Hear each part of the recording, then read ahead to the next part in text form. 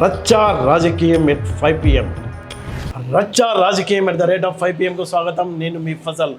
ఈ బులెటిన్లో మనం ఏదైతే సిబిఎస్ఈ ఎగ్జామ్లో ఇబ్బంది పడుతున్న విద్యార్థులకు ఇంత ఘోరానికి అంటే ఏదైతే ఆన్ స్క్రీన్ మార్కింగ్ సిస్టమ్ను డిజైన్ చేసిన కోఎం ఎడ్యుటెక్ సంస్థకు గతంలో ఇంటర్ విద్యార్థుల కొంప ముంచిన గ్లోబరీనా సంస్థకు ఉన్న లింక్ ఏంటో మనం ఈ స్టోరీలో చేద్దాం.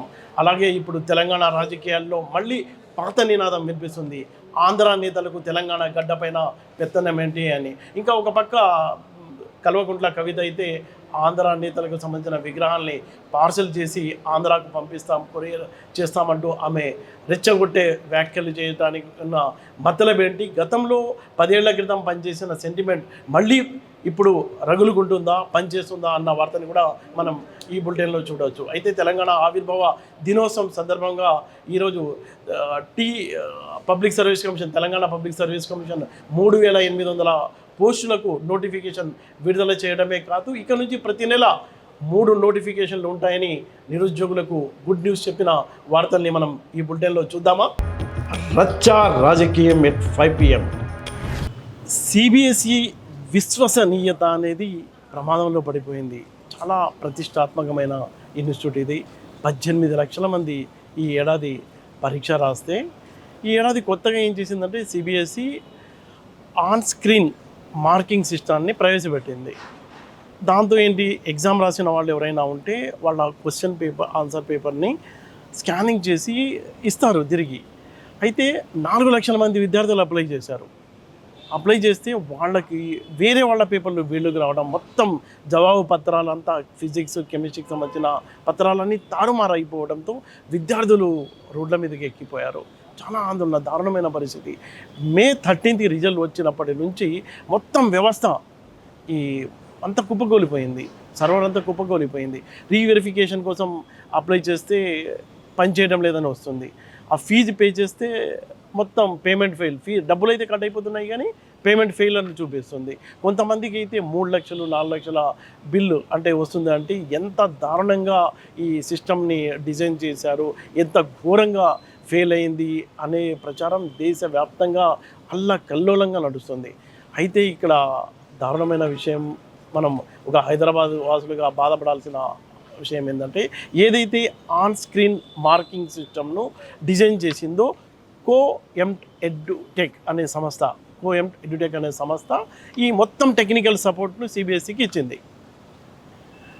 అయితే ఈ సంస్థ గతంలో గ్లోబరీనా పేరుతో చాలా పాపులర్ అయింది. ఎందుకు పాపులర్ అయిందో తెలుసా? 2019లో మన తెలంగాణలో 9,70,000 మంది విద్యార్థులు ఇంటర్ ఎగ్జామ్ రాస్తే 3,80,000 మంది ఫెయిల్ అయిపోయారు. అప్పుడు కూడా ఈ గ్లోబరీనా సపోర్ట్ చేసింది. సపోర్ట్ చేయడం, మెరిట్ స్టూడెంట్లకు 0 మార్కులు వచ్చాయి. 25 మంది విద్యార్థులు బాధ తట్టుకోలేక అప్పట్లో ఆత్మహత్య చేసుకోవడం చాలా దారుణం. రాష్ట్రం మొత్తం హల్చల్ అయిపోయింది. దాని మీద కోర్టులో కేసులు పడ్డాయి, పోలీస్ కేసులు బుక్ అయ్యాయి. మొత్తం హైకోర్టులో, సుప్రీంకోర్టు వరకు వెళ్ళింది.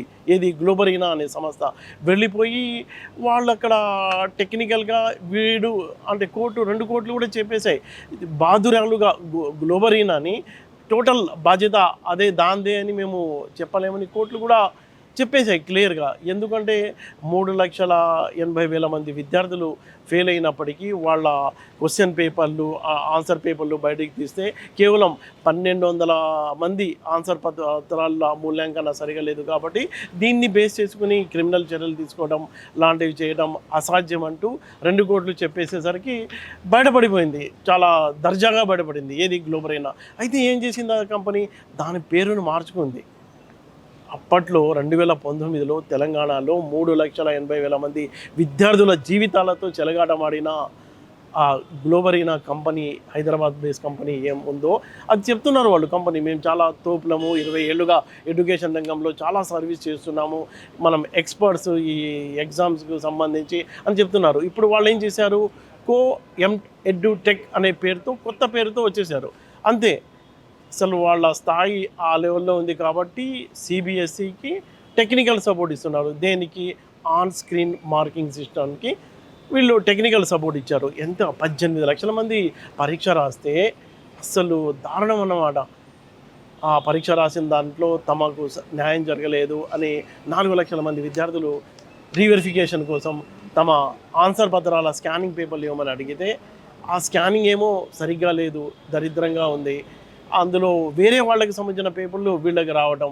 ఇంకొకటి ఏంటంటే 19 ఏళ్ల విద్యార్థి ఒకటి అంటాడు, ఈ మొత్తం సిస్టమ్ని నేను హ్యాక్ చేశానని ఆయన నిరూపించిన సిబిఎస్ఈ దాన్ని ఖండించింది, అలాంటిది ఏమీ లేదు అని. మొత్తం గందరగోళం ఉంటుంది. పార్లమెంటరీ ప్యానెల్ కూడా సిబిఎస్ఈ బోర్డుకి నోటీసులు ఇచ్చింది, దీనిపై వివరణ కోరింది. ఈ నేపథ్యంలో మనం మాట్లాడుకుంటే హైదరాబాద్ బేస్గా ఉన్న ఏదైతే గ్లోబరీనా అనే కంపెనీ ఉందో దానిపై గతంలో కూడా ముఖ్యమంత్రి రేవంత్ రెడ్డి కామెంట్లు కూడా చేశారు. ఏం చేశారంటే ఈ గ్లోబరీనాకి కేటీఆర్కు సంబంధం ఉంది అని చాలా కామెంట్స్ చేశారు అప్పట్లో. అయితే దానికి సంబంధించి ఏమైంది అనేది ఇంకా ఆ డేటా కానీ అలాంటివి ఏమీ పర్టికులర్గా అంటే నిజంగానే సంబంధం ఉందా అన్నట్టు ప్రూఫ్లు లేవు. దీని వెనకాల చాలా పెద్ద మాఫియా ఉన్నది. ఇది ఒక విద్యా మాఫియా. 100 కోట్లు చేతులు మారి 1000 కోట్ల పెట్టుబడులను దోసుకోవడానికి జరుగుతున్న వ్యవహారంగా చూడాల్సిన అవసరం ఉన్నది. ఈ గోల్మాల్ జేఎన్టీయూ కాకినాడలో 2014లో మొదలైంది. 2016లో ఎంసెట్ 2 పేపర్ లీకేజీలో కనిపించింది. మళ్ళా 2019లో ఇంటర్మీడియట్ బోర్డు జవాబు పత్రాలు ఫలితాల మీద కనిపించింది. ఇంకా కనిపించనివి కానిస్టేబుల్ రిక్రూట్మెంట్ సింగరేణి ఫలితాలు, సింగరేణి ఉద్యోగాల ఫలితాలలో కూడా జరిగింది. ఆ సంస్థ విజయరావు గారి అల్లుడు కేటీఆర్ గారి మిత్రుడు, క్లాస్మేట్ కాదా?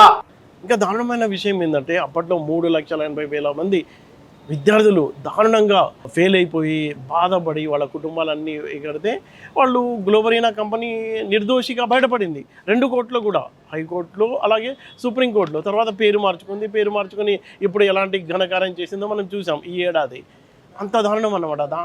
మొత్తం వ్యవస్థ సిబిఎస్ఈ మీద ఉన్న నమ్మకం కూడా కోల్పోయే దుస్థితి రావడానికి కారణం ఆ కంపెనీనే.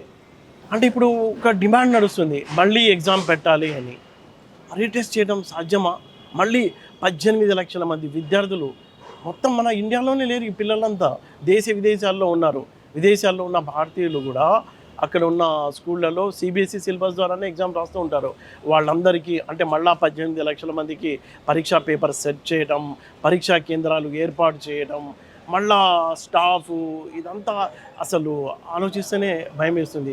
ఈ నేపథ్యంలో ప్రభుత్వం ఏం చేస్తుంది అనేది కూడా చాలా ఆసక్తికరంగా మారింది. అంటే ఇక్కడ ఘోరమైన వైఫల్యం ఏంటంటే ఈ టెక్నికల్ సిస్టంపై సరైన శిక్షణ, ట్రైనింగు ఏమీ లేకుండా, అనుభవం లేకుండా ఒక 77,000 మంది అధ్యాపకుల్ని ఈ సిస్టంలో ఇన్వాల్వ్ చేశారు.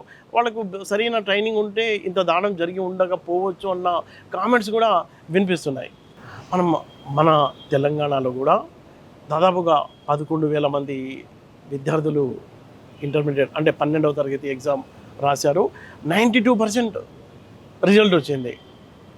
గత ఏడాదితో పోలిస్తే బెటర్ రిజల్ట్ అని ఇక్కడ చెప్తున్నారు. అయితే ఇప్పుడు 92% పాస్ అయ్యారు కదా, ఇంకా 8%ఏ కదా అని అనుకోవచ్చు. కానీ వాళ్ళు అనుకున్నన్ని మార్కులు వచ్చాయా రాలేదా అంటే ఇప్పుడు మనం చూసుకున్నట్లయితే ఏదైతే ఈ ఆన్ స్క్రీన్ మార్కింగ్ సిస్టమ్కి మన దగ్గర ఎంతమంది బాధితులు ఉన్నారు అన్న అంశంపై ఇంకా పేరెంట్స్ అంతమంది బయటికి రాలేదు. విద్యార్థి సంఘాలు వీళ్ళందరూ చాలా దారుణంగా ఆరోపణలు చేస్తున్నారు. దేనికంటే ఈ ఘోరంగా వ్యవస్థ అనేది ప్రతి రంగంలో కూడా నీట్ పేపర్ సంగతి మర్చిపోక ముందే మళ్ళీ ఈ సిబిఎస్ఈ ఏదైతే ఈ మే 13వ తారీఖున రిజల్ట్ రావడం, ఆ రిజల్ట్ తర్వాత సర్వర్లు మొత్తం డౌన్ అయిపోవడం, సిబిఎస్ఈకి సంబంధించిన సర్వర్లు వాళ్ళు చెప్పిన హామీ ఏదైతే ఆన్సర్ షీట్లు ఇస్తామని దాంట్లో కూడా ఘోరమైన వైఫల్యాలు. అంటే ప్రభుత్వ వైఫల్యాలు ఎంత దారుణంగా ఉన్నాయి అంటే గతంలో ఫ్రాడ్ చేసిన కంపెనీలు ఏవైతే టెక్నికల్ సపోర్ట్ ఇస్తూ వాళ్ళు మళ్ళా పేరు మార్చుకుని మళ్ళీ అంత వెలగడం వాళ్ళ వెనుక ఎవరున్నారో, వాళ్ళకంత శక్తి ఎందుకు వచ్చింది, ఇంతమంది విద్యార్థులు అన్యాయం అయిపోయినా అసలు ఎవరికి పట్టదా అన్న ప్రశ్నలు అయితే జనం ముందు మాట్లాడుకుంటున్నారు. ఈ ప్రశ్నలన్నీ గతంలో 2019లో తెలంగాణ ఇంటర్మీడియట్ ఫలితాలని ఏదైతే మూల్యాంకనం చేసినటువంటి గ్లోబరీనా సంస్థ ఉందో అదే సంస్థ కంపాక్ట్ ఎడ్యుకేషన్ ఎడ్యుటెక్ అనే పేరుతో ఈరోజు ఢిల్లీలో సిబిఎస్ఈ పరీక్షల డిజిటల్ మూల్యాంకనం చేయడానికి టెండర్ వేస్తే ఆ టెండరు రాజకీయ ప్రేరేపిత కారణాలతో ఈరోజు దానికి దక్కితే సేమ్ ఎలాగైతే తెలంగాణలో 2019లో గ్లోబల్ అయిన సంస్థ చేసిందో అదే తరహా ఈరోజు దేశం మొత్తం కూడా సిబిఎస్ఈ ఫలితాల్లో గందరగోళం సృష్టించిన పరిస్థితి ఉన్నది. ఇప్పుడు విద్యార్థులు వాళ్ళ ఆందోళన చెందుతున్నారు, ఫలితాలు ఎలా అనేది చెందుతున్నారు. స్క్రీన్ మీద సమయం కనపడకపోవడం, ఒక పేపర్ని మూల్యాంకనం చేసిన తర్వాత మరొక పేపరు అదే విద్యార్థికి సంబంధించి రావడం, మార్కులు ఒకరికంటే ఒకరికి వేసిన మార్కులు ఇంకొక విద్యార్థికి రావడం, ఇంకొక విద్యార్థికి అదే మార్కులు మళ్ళీ సేమ్ మార్కులు రావడం, ఇట్లాంటి ఒక గందరగోళమైనటువంటి వైఎస్ఎం పేరుతో ఏదైతే ఉందో నిర్వహించినటువంటి ఈ ఆన్లైన్ మూల్యాంకనం తీవ్రమైన గందరగోళాలు ఉన్నాయి. ఇప్పటికే ఈ దేశ విద్యాశాఖ మంత్రి దీని మీద స్పందించట్లేదు సరిగా. ఈ దేశ ప్రధానమంత్రి మాన్ కీ బాత్ అని, అలాగే పరీక్ష పే చర్చ అని చెప్పేసి మాట్లాడే ఈ దేశ ప్రధానమంత్రి కూడా దీని మీద స్పందిస్తున్న పరిస్థితి కనిపిస్తలేదు. అందుకే ఎస్ఎఫ్ఐ తక్షణం డిమాండ్ చేస్తా ఉంది, ఈ విద్యాశాఖ మంత్రి తక్షణం రాజీనామా చేయాలి. సిబిఎస్ఈ ఆన్లైన్ ఏదైతే వాల్యుయేషన్ ఉందో దీని మీద మళ్ళీ తక్షణమే రియాల్యుయేషన్ చేయాలి. హైదరాబాద్ రాజకీయాల్లో పాత నినాదం మళ్ళీ రీఎంట్రీ ఇచ్చింది. తెలంగాణ గడ్డపై ఆంధ్ర నేతల పెత్తనం ఏంటి అనే బలమైన వాయిస్ మళ్ళీ వినిపిస్తుంది. ఎందుకంటే త్వరలో జిహెచ్ఎంసీ ఎన్నికలు జరగనున్న నేపథ్యంలో బీఆర్ఎస్ పార్టీ దీన్ని స్పెషల్ డ్రైవ్గా తీసుకుంటుంది. కలిసి వచ్చిన అవకాశంగా ప్రొఫెసర్ నాగేశ్వరరావు ఇష్యూ దొరికింది. ఆ నాగేశ్వరరావు ఇష్యూని బాగా హైలైట్ చేస్తూ దాన్ని డ్రైవ్ చేసుకుంటూ పోతున్నారు వాళ్ళు. అయితే చాలా తెలివిగా బీఆర్ఎస్కు బలమైన సోషల్ మీడియా నెట్వర్క్ ఉంది. సోషల్ మీడియాలో తనకు మంచి స్పేస్ ఉంది. ఈ స్పేస్ని వాడుకుంటూ గతంలో పవన్ కళ్యాణ్ కానీ చంద్రబాబు నాయుడు తెలంగాణపై మాట్లాడిన కామెంట్స్ను తమకు అనుకూలంగా రీల్స్ చేసి ఫుల్గా అసలు భయంకరంగా విడుదల చేశారు. ఎక్కడ పడితే అక్కడ అవే రీల్స్ తెలంగాణలో మోగుతున్నాయి.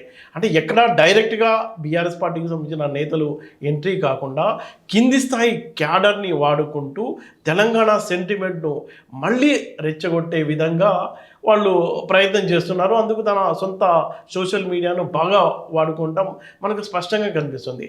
అయితే ఈ మధ్య కొత్తగా ఏర్పడిన తెలంగాణ రక్షణ సేన అధినేత్రి కల్వకుంట్ల కవిత, ఆమె కూడా ఏం చెప్తుందంటే ఆమె ఇంకా ఒక స్టెప్ ముందుకు వెళ్ళిపోయారు. ఆమె ఏమంటారంటే హైదరాబాద్ నగరంలో ఉన్న ఆంధ్రుల విగ్రహాలన్నింటినీ తమ పార్టీ కనుక అధికారంలో వస్తే కూల్చేసి వాటిని ఆంధ్రాకు పార్సల్ చేసి పంపిస్తారంట. అంటే ఏ లెవెల్లో, అంటే నేను పాత గతంలో ఉన్న బీఆర్ఎస్ నేతలంతా మంచిదాన్ని కాను, నేను నా స్టైలే వేరుగుంటుంది, రాండి వచ్చి ఇవి చేపలు అమ్ముకోండి, కూరగాయలు అమ్ముకోండి, అలాగే ప్రాన్స్ అమ్ముకోండి, పచ్చళ్ళు అమ్ముకోండి, కానీ బిజినెస్లు చేయండి, కానీ ఇక్కడ సెక్రటేరియట్లో గరిట తిప్పుతానంటే కట్ చేస్తామని ఆమె చాలా తెలంగాణ యాసలో రెచ్చగొట్టేలా మాట్లాడుతున్నారు. అంటే టోటల్గా ఈ అంశాన్ని మరోపక్క ఏమైంది, ఇటీవల ముఖ్యమంత్రి రేవంత్ రెడ్డి ఎన్టీఆర్ విగ్రహాన్ని ఇక్కడ ఆవిష్కరించారు. అంటే ఆంధ్ర నేతలకు అనుకూలంగా ముఖ్యమంత్రి పనిచేస్తున్నారు, తెలంగాణని ఆంధ్ర నేతలకు తాకట్టు పెడుతున్నారంటూ అటు కాంగ్రెస్ పార్టీని టార్గెట్ చేసుకుంటూ తెలంగాణ సెంటిమెంట్ను రెచ్చగొట్టడానికి తమదైన స్టైల్లో అటు బీఆర్ఎస్ టీఆర్ఎస్కు సంబంధించిన నేతలు భారీ ఎత్తునే ప్లాన్ చేసుకుని సోషల్ మీడియా ద్వారా బాగానే డ్రైవ్ చేస్తున్నారు. అయితే ఎప్పుడో 12 ఏళ్ల క్రితం ఉన్న ఫీలింగ్స్ ఇప్పుడు కూడా ఉంటాయా? దేనికంటే గత 10 ఏళ్ళుగా మనం చూసుకున్నట్లయితే మంచి రిలేషన్స్ ఉన్నాయి తెలంగాణకు ఆంధ్రాకు. 2 రాష్ట్రాలు విడిపోయినప్పటికీ చాలా మంచి రిలేషన్స్ ఉన్నాయి. ఎక్కడ గొడవలు లేవు. ఐటీ రంగంలో అన్ని రంగాల్లో కూడా 2 ప్రాంతాలు బాగా అభివృద్ధి చెందుతున్న నేపథ్యంలో యువత ఇలాంటి సెంటిమెంట్ డైలాగ్స్కు పడిపోతారా అనే చర్చ అయితే జరుగుతుంది. అయితే వాస్తవం పెద్ద విషయం కాదు, తేలిపోతుంది త్వరలోనే. దేనికంటే త్వరలో జరగనున్న జిహెచ్ఎంసీ ఎన్నికల్లో ఓటర్ తన స్పందన తెలియజేస్తారు. అంటే ఎవరైతే ఇప్పుడు తెలంగాణ సెంటిమెంట్ రెచ్చగొట్టినట్టు ఓటర్ వాళ్ళ ఓటు బ్యాంక్గా మారిపోతారా, లేకపోతే అభివృద్ధి డెవలప్మెంట్ను దృష్టిలో పెట్టుకుని అలాంటి సెంటిమెంట్ జోలికి వెళ్లకుండా తనకు నచ్చిన పార్టీలని మళ్ళీ ఎన్నుకుంటారా అనేది జిహెచ్ఎంసీ ఎన్నికల్లో తేలిపోతుంది. అయితే ఆ విషయం అందరికీ తెలిసి ఉన్నప్పటికీ తమ రాజకీయ అస్తిత్వం కోసం మళ్ళీ అధికారంలోకి రావడం కోసం బీఆర్ఎస్ పార్టీ తన అస్తిత్వాన్ని కాపాడి తాను కూడా తన ఉన్నాను అని గుర్తించేలా ఉండడానికి టీఆర్ఎస్ పార్టీకి సంబంధించిన కల్వకుంట్ల కవిత కూడా ఎక్కడా తగ్గకుండా సెంటిమెంట్ను మళ్ళీ రెచ్చగొట్టడానికే ప్రయత్నం చేస్తున్న నేపథ్యంలో ఓటర్ ఎలాంటి స్పందన ఇస్తారు అనేది జీహెచ్ఎంసీ ఎన్నికల్లో తేలనుంది. తెలంగాణ ప్రభుత్వం నిరుద్యోగులకు శుభవార్త చెప్పింది. ఈరోజు తెలంగాణ ఆవిర్భావ దినోత్సవం సందర్భంగా 3,800 ఉద్యోగాలకు నోటీస్ విడుదల చేయడమే కాదు, ఇక నుంచి ప్రతి నెల 3 నోటిఫికేషన్లు విడుదల చేస్తాం. అంతేకాదు ఈ 3 నోటిఫికేషన్లకు సంబంధించిన ప్రక్రియను ఏడాది లోపు పూర్తి చేసి ఏడాది లోపే వాళ్ళందరికీ ఉద్యోగ అవకాశాలు కల్పించాలని తెలంగాణ ప్రభుత్వం ప్రత్యేకంగా ఒక గైడ్లైన్స్ను రూపొందించింది. తెలంగాణ పబ్లిక్ సర్వీస్ కమిషన్ కొత్తగా రూపొందించిన గైడ్లైన్స్ ప్రకారం ఇక నుంచి ప్రతి నెల కూడా రిక్రూట్మెంట్కు సంబంధించిన నోటిఫికేషన్లు విడుదలవుతూ ఉంటాయి. అయితే పేపర్ లీకులు కానీ పారదర్శకత పెంచడం కోసం ఇందులో ప్రత్యేకించి శ్రద్ధ తీసుకుంటున్నారు. అయితే గత ప్రభుత్వానికి ఈ ప్రభుత్వానికి తేడా పబ్లిక్కు స్పష్టంగా అర్థమయ్యేలా, నిరుద్యోగుల మనసు దోచుకునేలా, వాళ్ళకి ఉపాధి కల్పించేలా చర్యలు చేపడుతున్నామని ప్రభుత్వం చెప్తుంది. అందుకు అనుగుణంగానే తెలంగాణ పబ్లిక్ సర్వీస్ కమిషన్ అధికారులు ఒక క్యాలెండర్ను రూపొందించి ప్రతి నెల 3 నోటిఫికేషన్లు రావడం, ఆ డేట్ నుంచి మరో డేట్ అంటే ఏడాది లోపే ఉద్యోగ నియామకాల ప్రక్రియ పూర్తి చేసేలా ఒక యాక్షన్ ప్లాన్ను రూపొందించారు.